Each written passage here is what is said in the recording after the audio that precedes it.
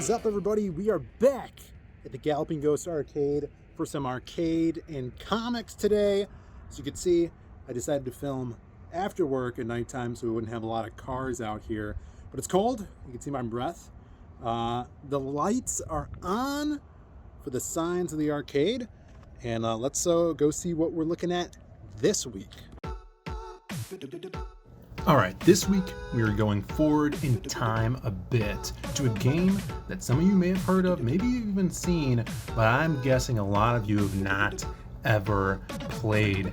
Now, after the boom of the arcades in the 90s, what happens when you take one of the most successful arcade company and task the team, the creators of Mortal Kombat, to make a third-person deathmatch arena shooter?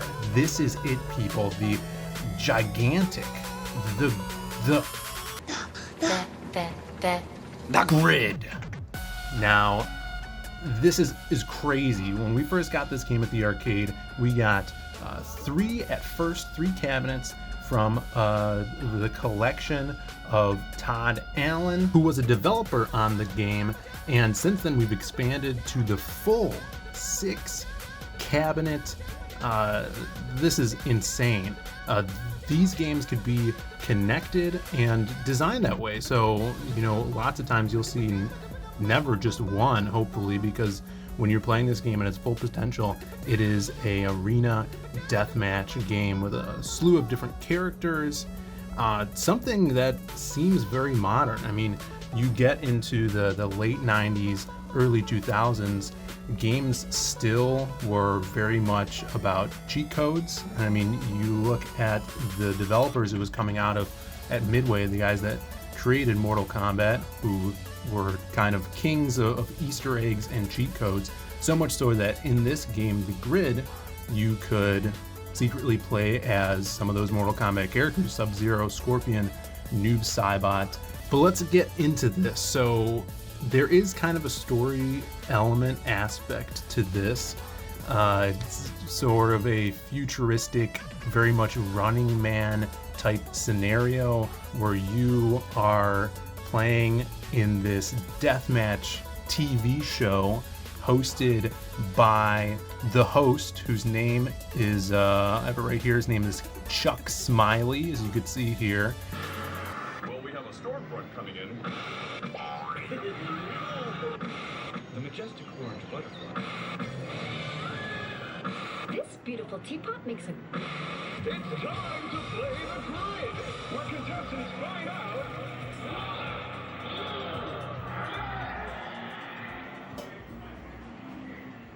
And awesome attract mode really brings you in with the TV aspect, kind of callbacks to crazy futuristic films like RoboCop, Running Man, like I said, and it's just a lot of fun. Just the atmosphere, because it's so loud in the arcade. When you come into the arcade, it's one of the first games you hear if the attract mode is going off, and pulls you right in. So kind of the story is that they have these polygonal kind of clone-esque husks that they scan in movie stars.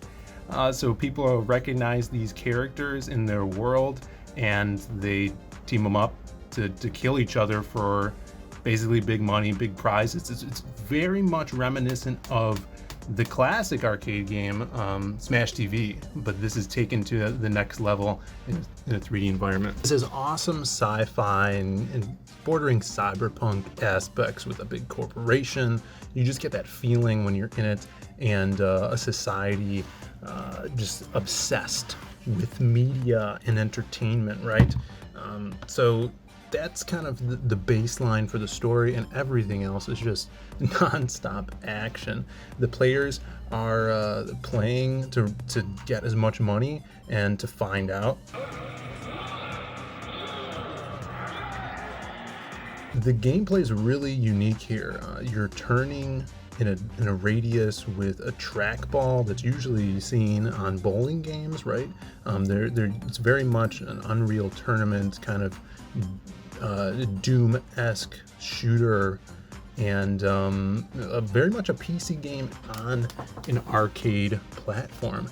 I mean, you like, again, look at the controls. You have a fighter joystick as your firing button. There's a button on the top where you jump, and then you have your special button. These specials are unique to the character, which kind of is reminiscent of the newer games, say like Overwatch, where each character has one special ability that makes them unique, as well as their look. So some people burrow underground like a hedgehog, others have super speed to make the opponents get off balance, and then my favorite, this ninja guy, has the ninja flying sidekick. The audio directly ripped from, it sounds like, Mortal Kombat 2, from when Liu Kang does his dragon kick.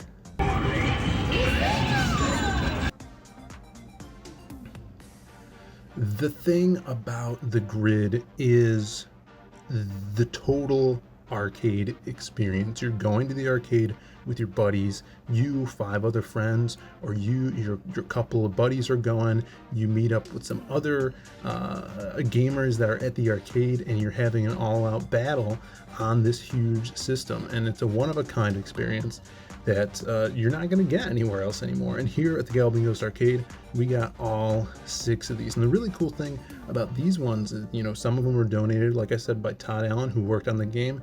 He also donated this really cool dev kit, basically the first controller for it, and the board, the prototype board. So since one of the cabinets here was a prototype cabinet, that a very early version of the game that has different art on the cabinet, the side art, it doesn't have the topper, so we display that early dev kit with the cabinet on top of there. So whoever comes in, they could check that out. It's cool nostalgia, very, very prized possession here. And that's just one of the really cool rare gems we have around the Galloping Ghost Arcade. When I chose the grid, I was like, what comic could I pair with this? You know, I looked up some comics that came out in 2000. Not a lot of great ones, okay? But really thinking about the themes, the aspect of the grid, kind of that obsession with entertainment, those games, the tournament, it actually brought me back to the X-Men animated series and the character LONGSHOT. Okay, now this character in the animated series was from the Mojo verse, and Mojo ran this world that was obsessed with kind of this American Gladiator type show, pitting people against each other, obsessed with ratings, always trying to have the best ratings. And so we're landing on the 1985 miniseries, the first appearance of LONGSHOT, of Mojo, of Spiral. So many cool characters. We have Ann Nocenti, I think, writing her first miniseries here at Marvel, and Art Adams doing the art here. And this really feels, I mean, totally 80s, like an 80s action movie. You have your hero dropped into a new world. I always forget that clutch part. Hey, watch out! Hello, sweetheart. I don't believe we've been introduced. Wow. Which is New York for him, not knowing who he is, where he came from, being chased by these crazy maniacs, right? So lots of vibes of kind of like Total Recall, okay? And I mean, look at LONGSHOT. He is ripped out of the 80s. He's kind of got that Goblin King of hairdo, right? That mullet with the poofy bangs. He is super lucky, and as we find out, along with him, it turns out he's a clone created by Mojo from the Mojo world. The story gets even more science fiction as when in issue 3 they introduce Mojo, who really is a technological abomination. This guy is a freak, and if you're a comic fan, you know Mojo. He's such an iconic character, which they later, you know, went on to make him a little bit more cartoony, especially for the animated series. He was very wacky, but in here, there's some shots that are just horrific. And the crazy thing is, too, in the future issues in this series, we get to see familiar faces. She-Hulk is in here. He gets into a little spat with Longshot. We got Spider-Man. Thought this was kind of a good comic to pair with this game because of that aspect of Mojo World. But if you have more suggestions, leave them in the comments below. Please hit that like and subscribe. It really helps. These videos are really fun to make, and I'm glad you guys are digging them. We're gonna keep putting them out because we have, man, almost over 900 games, almost there. Not quite, but we're getting to 900. One more thing, if you guys love comics, my brother and I are making them all the time. We're about to ship out our newest one, The Lost Pages 2, coming out in March. And go on Indiegogo, check it out, grab a copy for you and some friends, spread the word about it, because we love doing this stuff and we're not gonna quit. Until next time, we will see you later.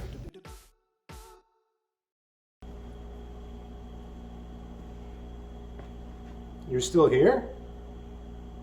It's over. We're closed.